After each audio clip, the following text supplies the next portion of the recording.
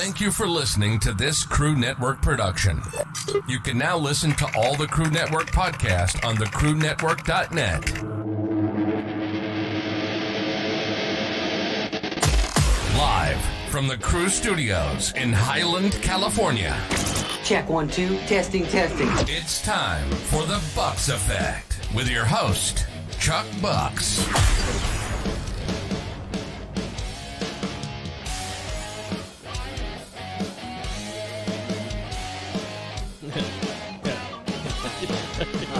Oh yeah. Hey, what's going on, ladies and gentlemen? This is the Bucks Effect, and of course, I am your host, Mr. Chuck Bucks. Right there, there we have it. We got special effects on this show now. Okay, this is the one, the only Dick Sassy. There he is, right there. Oh, Dick Power. Sorry, Dick Power now. I'm sorry about that. And so, guys, occasionally this show, we're going to teach you some stuff, okay? And I know there's a lot of you that maybe listen to the show or thinking about starting your own podcast. We get that sometimes, and we want to kind of guide you in the right way. So this next show or this next guest is going to teach you basically how to get a guest on your podcast. We also give some tips on to what websites you might want to go to maybe create a logo or just like the voiceover that you just listened to. Real simple stuff. You can do it all at home. You can do it probably with the stuff you have now. Even a smartphone with the right microphone can get you started. And we have a member of the crew that does that from his phone. I think it's an older phone. That's maybe why it sounds like crap. But might be a BlackBerry. It could be a BlackBerry. I'm not 100% certain, but I think that might be it. But like I said, we want to teach you things occasionally, and you can learn something as far as starting a podcast. It's real easy stuff to do, but you have to be motivated. A lot of people overthink these things, and we also give you some things that most common mistakes as well that people make while starting a podcast. So without further ado, let's go ahead and present you the man behind podcastguests.com, Andrew Allemann. Enjoy. All right, ladies and gentlemen, our next guest is responsible for a lot of guests on our previous podcast, which is the Booze and the Dudes podcast that we've done with everybody here.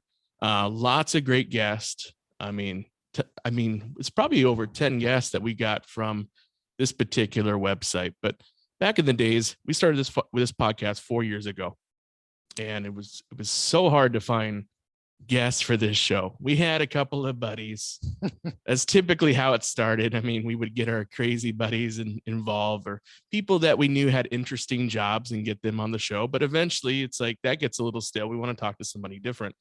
So this next guest put together, I know, had a very similar upbringing and has his own podcast and had a very similar situation.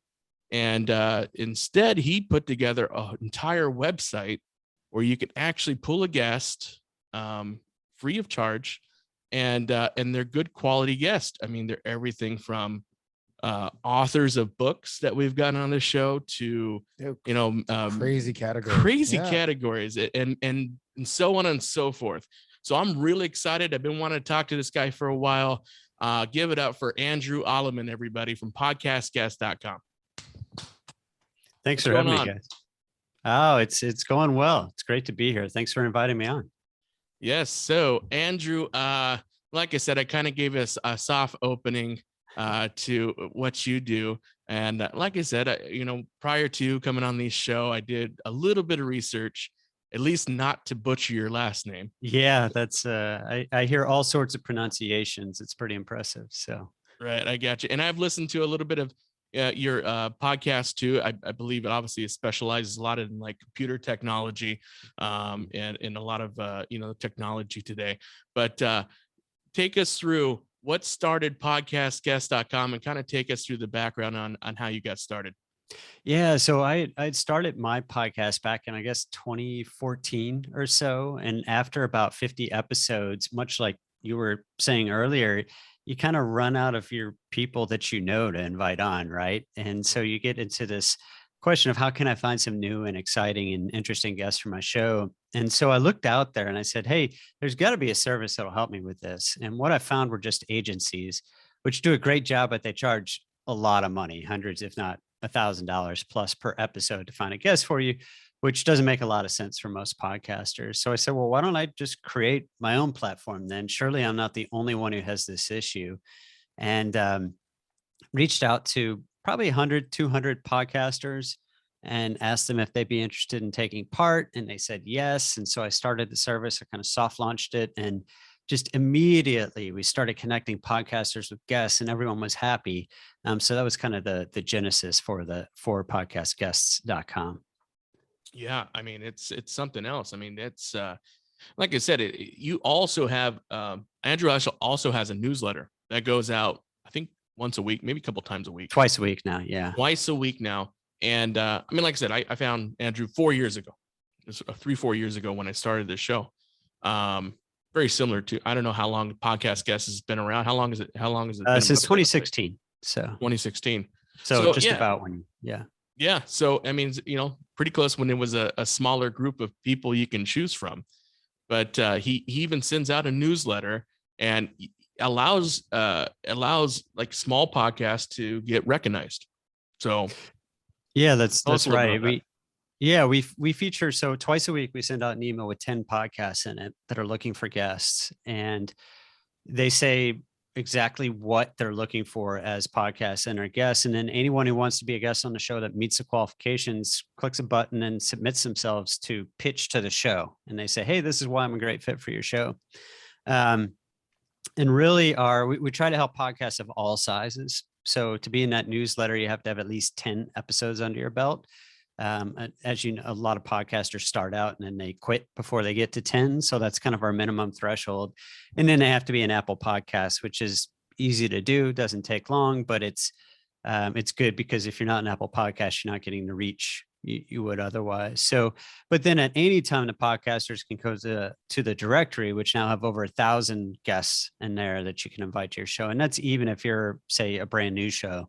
You can do that. So we have, to just give you an idea, kind of some of the more general shows we feature in the newsletter, we'll get over 100 pitches from people that want to be a guest on their show. And then some of the more specific ones might just get a handful depending on how esoteric, how unique they are. Jeez. Yes. Yeah, I know. Cause we've been featured a couple times. And like I said, we thank you guys for doing that for us. But sure, obviously, as time goes on, you're building and building and building. So a little bit about this podcast. We started 4 years ago, a group of friends. We started this basically just once a week. Instead of playing cards for boys' night, we started a podcast. Oh, a lot of podcasts start, I have a feeling. You start off like that, right? And just like you said, a couple of people they'll get into podcasting. What I have found sometimes for there's either the right reasons or the wrong reason, reasons, of course.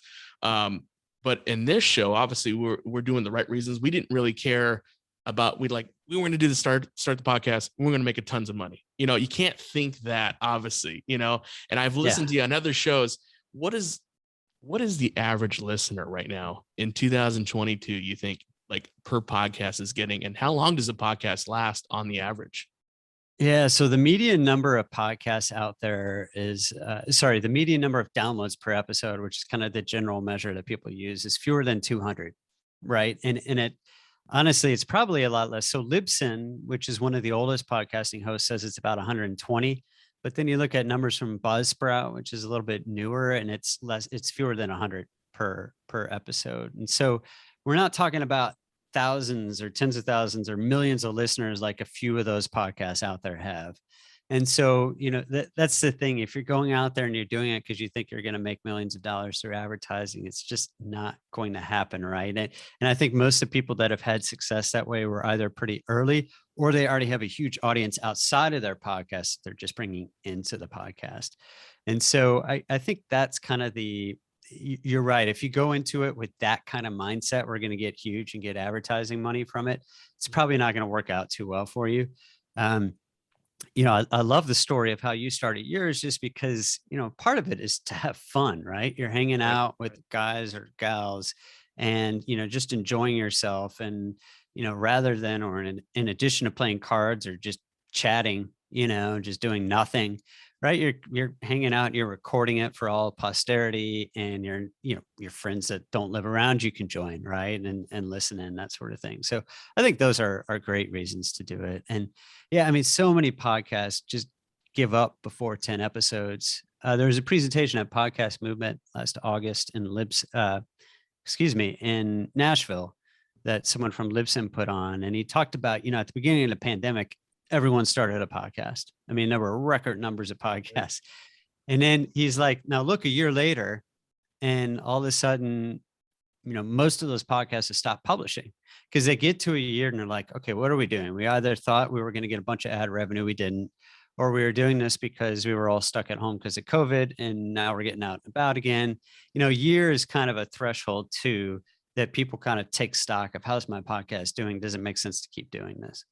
Right. No, I gotcha. And so, yeah, after so many years of that, just recently, I switched to this format, which is a little less people. And then, taking it a little bit more to the next level, because we did, there'd be episodes that did thousands. Sometimes there'd be episodes that did, under 200 downloads, just depending on content.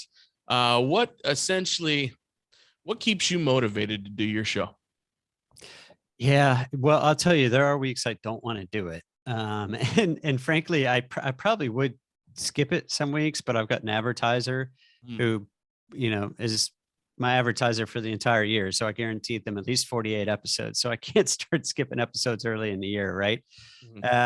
And so that kind of keeps me motivated. But one of the challenges for me, because I've got such a niche podcast, is finding these interesting guests to bring on. And so I've started to this year do more solo episodes without a guest, just because I'm like, hey, there's something to talk about here, and I don't necessarily need to bring in a guest to talk about it. And so, but I'll tell you, specifically to your question, what keeps me going is the feedback I get. Right. So we could talk all day about downloads per episode, but if no one's giving you any feedback on your show, like a pat on the back, or even saying, I thought it sucked, it's like, okay, who am I talking to? Who's actually listening? Who's actually out there?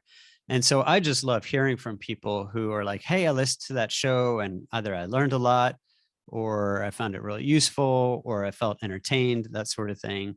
And even if it's negative feedback, just kind of getting that feedback loop really keeps me going. Right. No, that's good motivation, because you're right. There's some people I listen to on a weekly basis that do podcasts, and he kind of like, some podcasts is a stinker, because they're doing so much as far as like, they got their own things. They're either a comedian and they're like, man, I'm burnt out from the road, but I still got to do this podcast because I got sponsorships. Right. And then there's some people that just, that obviously just love doing it. And that's what we love doing this stuff. And that's kind of from this podcast, we've split up into maybe 2-3 other podcasts that we keep on our network, or small network. But like Happy Days, Laverne and Shirley and all of them. Yeah, that's it.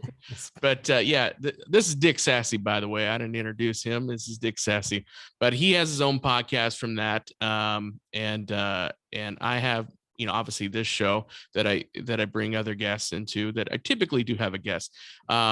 You mentioned you were doing solo podcasts for a while. Was that hard to do? Because obviously we have a buddy that does his own solo thing in his backyard, and it's pretty decent. It's just obviously he needs better equipment.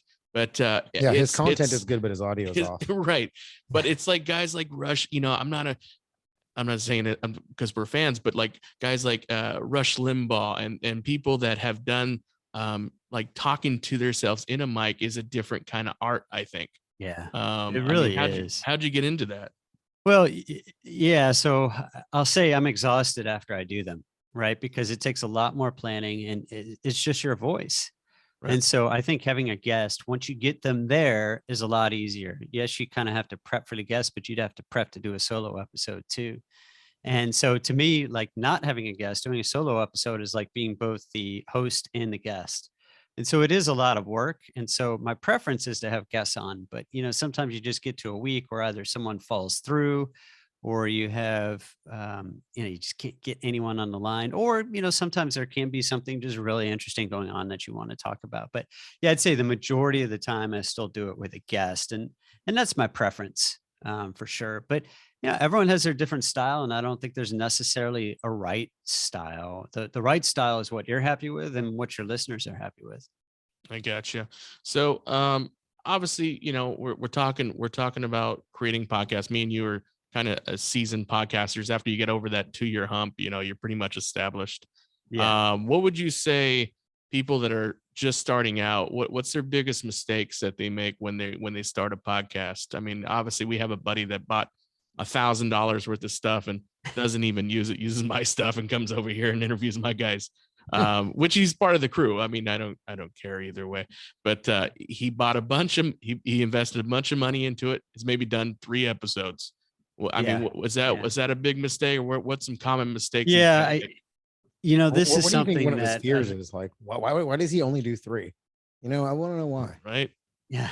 I think that the biggest mistake people make is overthinking it before starting. And it sounds like your friend overthought it. The fact that he spent that much money on equipment just to begin, when you never know where it's going to go. And I did the same thing before I started my podcast. I was like, okay, I have to have the perfect microphone. I got to have this great audio intro. I got to have the sound baffling all around and that sort of thing. And it's just not. Yeah, if you really hit it big, maybe at some point you need to do that. But in the beginning, there are only a few things you really need to focus on. And one of those is having a decent mic, right? It doesn't need to be perfect. A decent mic in a quiet area. You talk about your friend who's doing it in the yard. He's never going to get good sound quality from that. He's doing it from his backyard. You hear his dog and his wife bark at him. I didn't mean that. I mean, his wife's yelling at him. I meant the dogs barking, but anyways, you hear it in the backyard, but you hear he's like here shuffling. Like, I mean, he does good content.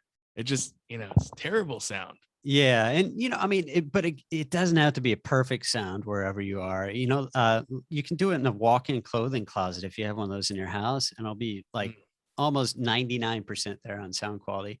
And a good microphone, I recommend getting what's called a dynamic microphone, right? Because it picks up your voice. It doesn't pick up everything around you, like some other types of microphones. And you can get good ones for $100 or less, right, when you're starting out. And Right. You can get it as a USB mic. So I see there you have a mixer board, but I mean, you can go right into your laptop if you want. And so, that's a starting point, right? I always recommend too, people spend a little bit of money having someone design good cover art for their show, because that's what you see when you're scrolling through this app, right? Your podcast app, looking for shows. And if it doesn't have to look fantastic, but if your show art looks like it's amateur, then you're kind of less likely that people will be like, oh, this is a podcast I want to listen to. So you're making something from Paint Shop. You're not going to have. You'd be shocked. The craziest one I saw is someone drew a picture, like a physical picture with crayons or color pencils, took a picture of it and made it into their cover art. So hey, that works for some people. They were established. Yeah. So kid. those are a couple I'd focus on to begin with. But yeah, don't overthink it. Start podcasting, make sure you like it and enjoy it, and then you can start investing more into it. That's good advice, Andrew. I mean, I think he did overthink a lot of the guy that bought most of the stuff as compared to the guy that didn't have anything and he makes good content and the other guy has good stuff. But just a couple guys, if you are listening to, there's a couple different, as Andrew mentioned, you do want good cover art. What we've used is Fiverr.com. Fiverr.com, they don't sponsor here, but for as low as $20, you can get somebody that actually makes a pretty decent cover art picture on your podcast, and it's going to be the pixels that you need in order to upload to Apple, and because there's certain dimensions that you need, and also too for our voiceovers. I mean, we've done Fiverr as well, and you'll listen. I don't know if you listen to this episode, but if you guys listen, you will hear the new voiceover, and that was also from Fiverr too. Is it the same one from last week when I listened to it, or is it a new one? Well, I think last week we might have done one with the creative team. That was kind of there was a voice. Oh, right. Yeah. So there's basically a stereo that goes, but anyways, that guy's super pro. he's done this guy's podcast and he hired him to do it. And it was under $50 to do a good voiceover. So, and you don't need a voiceover to start either. I mean, I had one on my first podcast and then I ended up nixing it because I looked back and it was kind of a corny one. When I looked back, I was like, okay, that's too cheesy. I'm just going to do starter music. That's exactly what I did. Yeah. I'm gonna have to edit it a little, but it's still pretty funny. It's pretty pro. So you already know it's corny. But yeah, I mean, look, I guess the bottom line is a lot of people try to make it perfect before they launch. And I don't think unless you're like getting paid big bucks from someone to start your podcast, which very few of us are, it's not that important that it's perfect when you start. That's it, guys. Don't overthink it and just, you got to love it. Absolutely. Now, your website, obviously, the way that it is funded is through guest, and they sign up on podcast.guest.com. What is, kind of take us through the benefits of being represented on podcastguest.com and then getting booked on shows. Yeah. So I would say, first of all, podcasters and guests can use it 100% free if you want. We just have some paid options for guests. So podcasters are always free.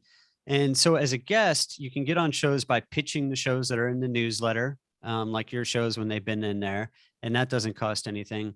But if you want to get booked on more shows and you want to have podcasters come to you, then you can pay a small fee to be in our directory of experts. So we have over 1,000 people in there on, as you mentioned, just all sorts of categories. We have former NFL players, we have platinum selling musicians, and then we have business coaches, we have doctors, we have just people with really fascinating interests, whether it's UFOs or, some, just really interesting topic that's a hobby to them. And so the benefit there is that a podcaster can go to the directory and invite you on the show so that you're not necessarily pitching out all the time. And we have a couple different levels there. And the premium level, what's nice about that is we'll put you in that newsletter that you mentioned earlier that we send out twice a week. And we put you in there on a rotating basis, just, your headshot and a snippet so people can click through and learn more about you. And that goes out to 35,000 people.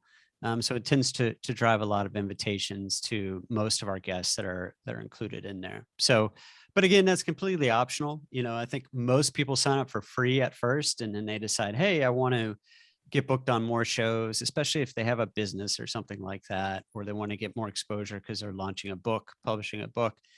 Then they upgrade to the premium option there. So, and when it comes to why would you want to be a guest on shows, I think people do it for a bunch of different reasons.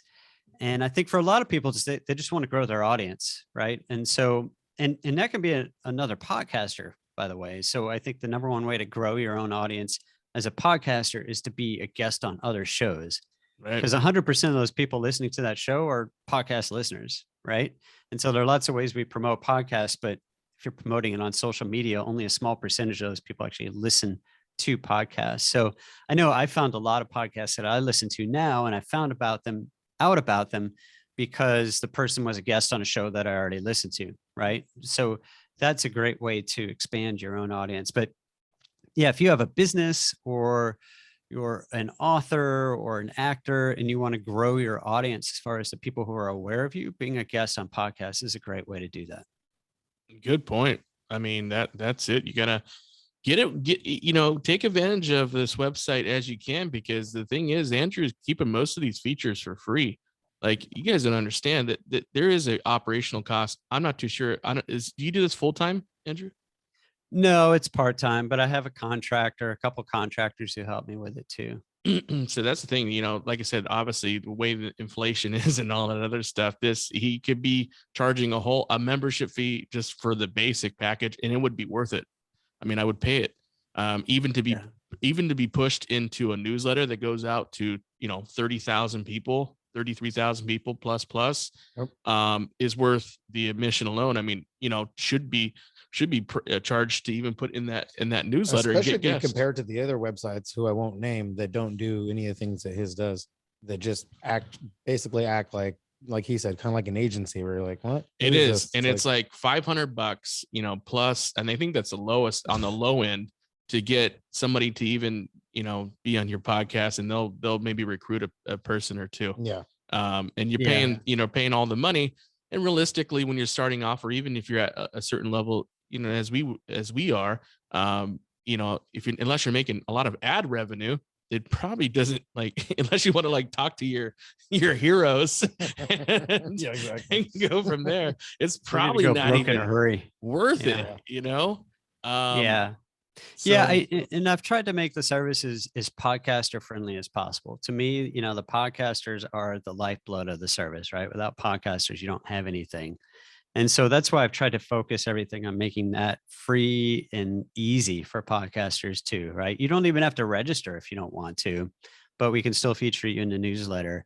And you can start inviting guests onto your show without registering either. You just fill out forms. And so my goal is to make it as easy as possible for people to get started without paying any money or doing a lot of legwork. Andrew, what do you think the future is for this? Are you going to grow a convention, put a convention together? I know you're from Washington. My dad lives in Port Orchard. Oh, yeah. There. So I'm out there maybe once a year, but Yeah. Okay. maybe, I don't know. Have you thought moving forward, maybe putting eventually, depending on how big this gets, putting together like a podcast guest convention or a podcast convention? I know there's maybe a few out there, and I don't think there's a bunch, but There are a couple good ones out there. Well, I say that I've only been to one of them, so I can't Right. vouch for the other one, but I know there's at least one good one out there. I've talked to people about potentially expanding this, and I see, there are lots of services that you can offer to podcasters, but I feel like you can kind of drop the ball on one side of it if you try to do too much. And I'm not looking for something where I've got 10 employees or 20 employees or something like that too.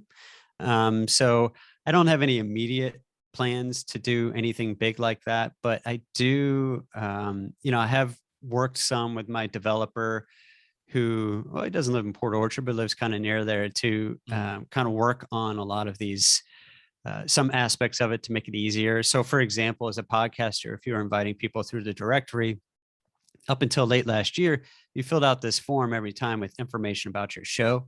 And now you can save that information. You can create a podcaster account so that when you go to invite a new person, it's already kind of pre-populated for you to make it easier. So I've done some things to make it easier. But again, I think just focusing on making it really easy for podcasters to find guests and for experts to get booked on shows is kind of what I'm trying to do here. I got you. So you're not trying to make this full-time if you could. Yeah, I'd rather not make it full time, right? Yeah.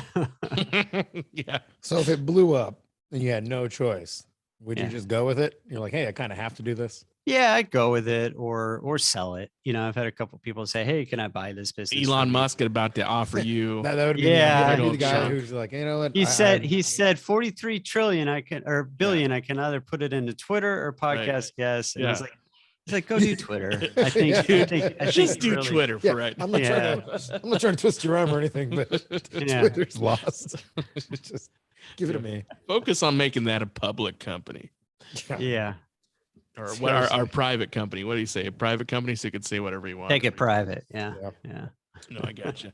But tell us a little bit about your podcast now, Andrew, because I know, like I said, I listened to a few episodes. It was a lot of ISO. I mean, just technology, a lot of technology stuff. Tell us a little bit about that. I mean, Yeah. So I've got a podcast about domain names. So Right. web addresses. And so I talk to people that are buying and selling domain names, people that have upgraded their company's domain, lawyers sometimes. So there's a lot of stuff going on. It's really insider baseball stuff for people that are in that particular industry. It's kind of like a trade podcast, if you will. And then I just started one for podcast guests, which it's kind of odd that it took me 5-6 years to start a podcast for my business, which is about podcasting. But I realized that there were a lot of things I wanted to talk about, kind of like some of the things we've been talking about today, that I wanted my subscribers, my newsletter subscribers to read about or hear about, but I didn't really have a good way to do that in a long format. And so I'd write little things in the email with tips and tricks, but I wanted to do something in longer format. And that's one of the cool things about podcasts, right? Is we're sitting here talking for a half hour, 45 minutes or whatever. And it is so much more in depth, right? You can really dig into topics, which you can't really do in other media. So I started a show for that too, called the Podcast Guest Show. And it's about podcasting, right? So we talk about Well, in the first episode, we talked about why anyone would want to start a podcast. Getting back to some of the things we talked about earlier, it's if you're starting it because you want it to blow up and get all this ad revenue, that's probably not going to work out for you, but there are lots of other reasons to do it. The second episode will walk you through exactly what you need to do to start a podcast for those that are sitting on the sidelines. And one of my messages will be that don't overthink it, right? Like, here's what you have to do. And then here's what you know, in a perfect world later on can do. And we're going to interview some people that have podcasts. We're going to talk about we're going to interview some experts or guests from shows. And I'll talk to some of the companies that make the products and services that we use in podcasting. So recording tools, things like that, to kind of pick their brains and get insight from them as well. That sounds awesome. I mean, like I said, obviously, when I reformatted this show, it's like from the advice and the expert advice I got was basically you got to choose your audience. Like, you have to understand what audience are you appealing to. And before I was like, well, I'm 18 to 35, 40 males, because we would look up the demographic, basically the demo on this show was 18 to 35 males. And I was like, there's like maybe 1% of female that listen to the show, maybe 0 that listen to the Booze and the Dudes podcast. Yeah, because I even think the 1% was a mistake. That would have been like a mistake. It was your mom, right? Yeah, I think there was definitely Mama Bucks that clicked on that. Maybe our wife's spying in on us. Yeah, but that was about it. So when I reformatted this show, obviously I kind of wanted to show where we go different topics. There still might be silly stuff on here, like the dating game. We do like the dating game and have some of our virgin buddy come on the show and try to get a date. We've tried that before. Maybe we'll have, obviously this is a show where we're going to learn some stuff, like if you want to start a podcast, that's why I was like, hey, let's get Andrew on this show and start a podcast. So there's obviously different stuff. I wanted to ask you, obviously there's some people that we want on the show that there may be B-level celebrities. What do you think the best approach is to getting a celebrity or a guest that you really, kind of like that whale on the show? What's the best approach for that? I'd say, first of all, you'd be surprised how many will say yes. And so, a lot of these people are, they love the attention. They love the limelight, right? So if we're talking, let's call them B celebrities, right? So other people that were celebrities a long time ago, or maybe they're like a reality TV star or something like that, right? They're looking for exposure. They're constantly looking for exposure. So you'd be surprised how many would say yes. But yeah, you do need to reach out and explain why you think they would be good for your show. So you might be a big fan of theirs, and that's fine to say. But the cool thing about having a podcast is if you called up one of these people and said, hey, I'd love to talk to you for a half hour, they're going to be like, what? And they're not even going to respond. But if you say, hey, I'd love to have you on my podcast, then all of a sudden it's interesting to them, right? You're giving them an audience. And yeah, maybe they'll come on and promote their new show or book or club or something like that. But, you still get them on and you can chat to them for a while. So, I guess I'd say, first of all, don't be afraid to ask, right? The worst thing is they say no or don't respond. Mm-hmm. But yeah, I mean, I think you'd be surprised at how many people like that. I talk to people that are I talked to one person who's a platinum selling music artist who said he was doing 5 podcasts a day, recording as a guest. And he said it's the connections he's making, mm-hmm. and, the potential collaborations and that sort of thing that come out of it. And, keeping his fans excited and that sort of thing, buying his stuff. So, there's a lot of value into being a guest on shows. Now, that's it. Do you recommend going straight like through their Twitter or their, social media channel, or are going through like if they have a Patreon, or even going through an agent? I mean, that's kind of like, where do you start? Once you go through an agent, I figure that person's going to try to make some money out of it somehow, is my guess. I don't know. Right. I don't know that world too well, but yeah, I think if you start following them on social media and maybe interact with some of their social media and then ask them that way, I think that's a good way to go. Or if you can find an email address or something for them, that can also be a good way to do it too. Yeah. So told you, you can't get Kanye West on this show unless you call him. I'll try next time. Try. Anyhow, It's Twitter flubs. All those Twitters. No, I mean, if you wanted me to show, but he's definitely not a targeted audience. I wanted to show. I don't care if he's on the show. To be honest with you, I don't know the big deal about him. His clothes are ugly. You know, crazy on here. It'd be great. well, I'll say that too. Sometimes when you get these people on and you think it's going to be a huge show for you, it might not be, right? Because they're not going to go out there promoting the heck out of it afterward, especially if they're doing a bunch of these shows and if it's no big deal to them. That's a good insight. Like a lot of people don't, they assume that because they're going to get someone big or someone even mediocre or B-list, they assume that they're going to go and share it on their platform afterwards, in which they don't. That's not the case at all. Yeah. I mean, it is nice for your credibility though, right? You know, so there is that benefit to it. But yeah, it might not be your biggest episode ever, even if you got someone big on the show, as I guess the point. So it might not make as much sense. Now you get someone on that's not famous, if you will, and they're likely to do a lot more to promote the show. And so, you know, that's just something to think about when you do that. But yeah, and sometimes it's funny. I get these emails from people and they're like, some of the people I've had on my show are, and they list off like 5 people that they think are great that they got on the show. I have no idea who these people are, right? You know, like until you get to that Kanye level, right? Unless you're in that person's fan base, right? You're like, who, what, you know? So Lady Shanana, what is? I've never heard of that person. yeah, it's like, you know, and they give you this long list of people that you're supposed to be impressed with, and yeah, I don't know, maybe in certain circles you'd be impressed with them, but I drinking there.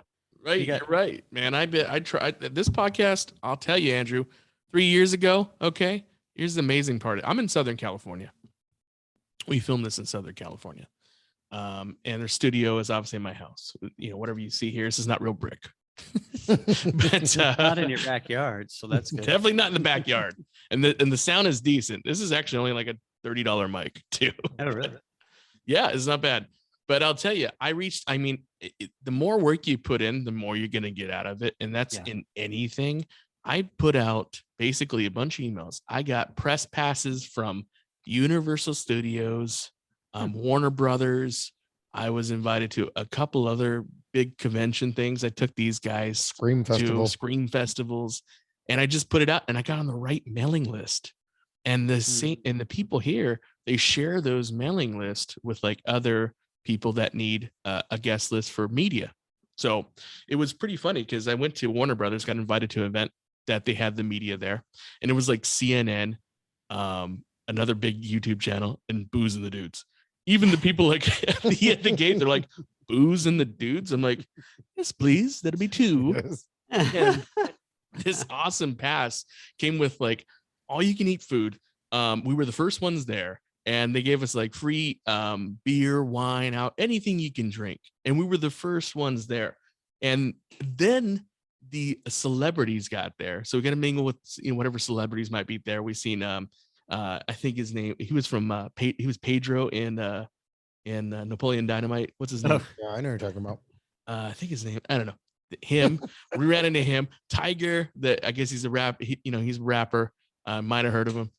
He was there. But like I said, tons of celebrities and stuff, but it was all off of the Booze and the Dudes podcast. And the whole reason they got it in the first place is because I inquired through this original convention, which was a smaller convention at the time, but they gave us press passes, and they used that same mailing list to reach out to other media. And that's how I got part of that list.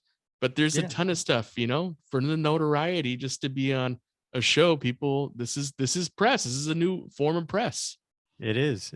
And that gets to another benefit of having your own podcast too, right? Like talk about expanding your enjoyment, getting to go to things like that. That's pretty cool. Right. And just kind of making these connections is pretty nice. No, I mean, that's 100% it. I mean, you can make those you can make those connections, you can get people on the show. And I'll tell you, people, even especially my family, didn't really start like recognizing this podcast like this as a thing until like maybe year 2. I mean, at first it was like, oh, that silly thing they're doing in the garage. Mm-hmm. Now it's like picking up. We actually have an audience that listens to it. Oh, okay. Yeah. You doing the podcast? Obviously, wife still hates it. She was excited that I ended the Booze and Dudes name. She thought nobody was going to come over anymore. I was like, I'm not doing this solo. Until you start bringing home some checks from this, she, exactly will right. appreciate it. Yeah, no, I have a day job. I mean, I obviously, I had conference calls, but that's the thing. I mean, ideally, she was excited that that I thought I ended this podcast because it takes away from maybe time spent with her. But this is this is something we do. This is a weekly thing that we do. We love to do, and it's fun. And that's the bottom line. I think ultimately the secret to longevity is just you have to like it. You have to like what you do. If you don't enjoy it, eventually, it's going to fizzle out. Yeah. Unless you're making a ton of money from it. And even then it's still going to fizzle out. Right. Yeah. 100%. I mean, you'd say that about everything, right? Exactly. Yeah. I mean, you get burnt out sometimes on some of these things. That's why I had to change the format. Any questions for Andrew, Dick? I do. It's kind of a who knows where it lands, but what's your opinion on, Buck's just brought it up, but I've been thinking about this for, I want to say close to 2 years. The more our podcast was picking up, the more I was thinking about other podcasts picking up. Then you have Joe Rogan, probably the best experience, best analogy for it. He's got the biggest podcast, biggest platform. How do you feel about podcasts going on becoming like the new truth or the new version of media or the new news? We have people like CNN, Fox. No one believes them anymore. No one turns to them for info. People are going to places like YouTube, or people are going to Apple iPod. People are turning to other people for info, or, just information in general. They just more and more, I'm seeing people, they don't refer to the TV when they talk to me about things. They're like, oh, I heard this or I read this. I'm like, I don't hear about it on TV anymore. Good point.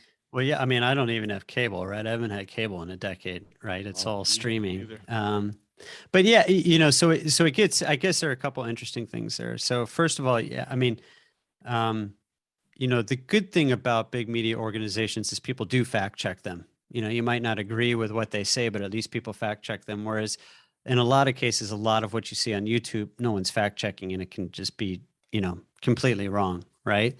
But one thing that's been interesting this year that's come up, actually specifically with Joe Rogan, is the question of content moderation. And what do you do when people are saying things that are just, provably false, right? But who proves it false is the real question. What's that? Who's the one who proves it false? Yeah. I mean, I guess if someone, to throw something like someone, Holocaust denial or something like that, right? Something that we can pretty much all decent people agree this is something that happened, and then here's someone saying it didn't happen, right? But I mean, in my opinion, that's why I think the news is failing, is because people should have the ability or freedom to question anything and everything, without being the threat of canceled. And I think that's why podcasts are taking off, because if you have your thing, we have our thing, we couldn't cancel each other. It would be up to a group of people to say, I'm no longer listening, or I'm no longer going to pay attention. Whereas you have like CNN and Fox, they have so much money.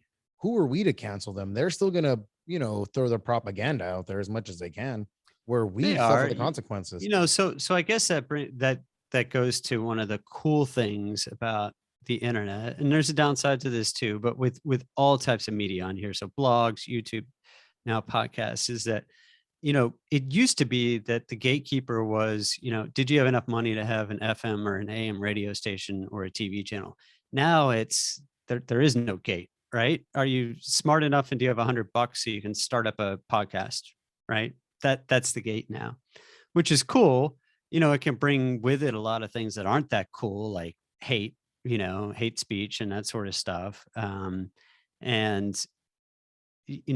there is that side of it. And, people can, there's lots of propaganda on all sides of every issue, right? And it's sad when you see people go down a rabbit hole that they can't get out of, right? Mm-hmm. Because you listen to people and you start believing everything about them, everything they say, right? So, but yeah, so. That's, what he brought up a good point too. It's like, have you ever experienced maybe somebody on your show that might have gotten in trouble because they said the wrong thing? Because that tends to sometimes happen. We've had one scare on this program where we had a guy that's not so pleasant, and he shall not be named, threatened a lawsuit against us because we indirectly said something, even though we were using his character name. It gets a little bit more into it. We were all pro wrestlers at one time, and we used his pro wrestling name. And obviously his occupation now has to do with the public, and he was scared that basically what we said would get him in trouble, in which it didn't, but he was threatening a lawsuit because we did mention his name about that. So have you gotten into a scare like that? And what is your experience with other podcasts? I mean, are they basically giving these people a disclaimer now that they have to sign? Yeah. Or is it just? So was this person on your podcast, or you were just talking about them on your podcast? He was on the show the following week. Basically we spoke about his past, and for the most part, it was a lot of truth, but one was probably an exaggeration of what we said. Okay. We had a guy that basically called him a pedophile. Okay, long story short, one of the members here called him a pedophile on TV and used his character name. But he basically, he's in the public eye. So he said, hey, I'm gonna threaten to sue you. But it didn't turn out. I get his reasoning, but I mean, in your experience, have you run into anything like that or heard about anything like that with other shows? I haven't, and I think it depends a lot on the topic. And so but I do see a lot of people that are asking you to fill out a waiver when you go on. But even in that case, if this person had filled out a waiver and came on, and then you said something that was factually incorrect about him, you could still get in trouble for that, right? So if you're telling the truth, then that's one thing, right? That's kind of an absolute defense to most things. But if you're saying, oh, this person's a pedophile, and they aren't, and it wasn't a joke, and it wasn't clear, or it wasn't clear that it was a joke, that sort of thing, then, I mean, you can still get in trouble. Even if pretty harsh joke. Right. Yeah. I mean, obviously I'm missing some of the context here, but yeah, exactly. If I explain this whole thing, I wish I probably, I'll tell you off air if you want to really know. But like I said, if you go into previous episodes, this is kind of what happens. And there is people that I heard, because once you go on Joe Rogan, he makes you sign a waiver. You have to sign a waiver. And basically says, anything you said on there is your responsibility. It's not necessarily my show. Oh, right. So yeah, that's another thing too, right? And so that gets into, I'm not a lawyer, but I do look at a lot of these issues on the domain name side, right? And so, and I have people on my blog who have threatened me because I wrote about them or their company, and I'm just writing based on like facts. Right. Yeah. And so defamation, it's not defamation. Yeah. So I always write back and I say, okay, can you point out specifically what I wrote that was incorrect? And it's always crickets, because really they're just mad that I was writing about something, publicizing something they did. Right. Trying to intimidate you. Yeah, exactly. That's all it is. Or they'll get a lawyer to write because they want to intimidate you to take it down when it's, it's factual. And I mean, there's so much lately about kind of free speech issues and that sort of thing. And I mean, free speech doesn't mean you get to lie and say, someone did something they didn't do, right? That's not defensible. And it's also one thing a lot of people don't understand too, is it's the government that's not allowed to shut you up. A company that you're on, a podcast platform, can decide they don't want you on there anymore, and that's their right. Yep. So, I think a lot of people entity, yeah, I mean, that's their free speech making that decision. So, well, that's it. I was thinking about starting my own LLC and then making no money for the LLC. So all you can be responsible for is the company name. And if they sue the company, big deal. I'll shut it down. Yeah. Start another company. I mean, they can always try to sue you too. And, I don't know if they'd be successful. Right. But it's less likely. I mean, now, if you find yourself in that position a lot, you might want to rethink how you're doing your show. I mean, like I could see that happening once, and then you're like, oh, we should, be careful about what we say. We should definitely change our name and our business name so we can talk more crap. No, this came from facts. I mean, this almost came like, instead of the actual act. I mean, this guy is a creepo. So, I mean, quack like a duck, walk like a duck. You might be a duck. Yep. That's all I'm saying. But it is what it is. Anything else for Andrew here? No, No, I really learned a lot. that's Appreciate it. being on. That's it, Andrew. You want to plug anything? Well, if anyone's interested in being a guest on a podcast, or if you have your own podcast, go check out podcastguests.com, and it's free. So sign up, try it out, and give me your feedback. Guys, go to podcastguest.com before Andrew gets happy and starts giving you more fees, because I'll tell you, I'll still be a member. I'll still sign up because it's worth it. It is worth it. And you're getting good quality. You're gonna get some people that are going to share your podcast. You're getting out a newsletter that people see, and a ton of people respond to. People that are not even on the list of people that offer you stuff. The viewers that view that email, they're different every single time. There's been wives of NFL players. I'll tell you, people that think they're psychic. Maybe Maybe they really are. Maybe they really are. Who knows? I mean, you can get a list of different people. I'm telling you. Get a psychic on to verify if they're psychic. It's insane how many people you can get on this show. I'll tell you what, Andrew, even the last newsletter, we even had the keyboardist from the band Survivor reach out. No kidding. Yeah. So I'm telling you, it's reaching a lot of people are getting that either shared that email or forwarded that email that want to be, guest on your guys' podcast. Cool. So guys, check it out. Like I said, one of the best services going for your podcast that is still free for you. Okay. And if you want to be a guest on podcast, go to podcastguest.com. And I think for a small fee, you could definitely be featured on the website too. So let's once again, thanks Andrew for the being on this show. Thank you, man. Hey, thanks guys. Appreciate it.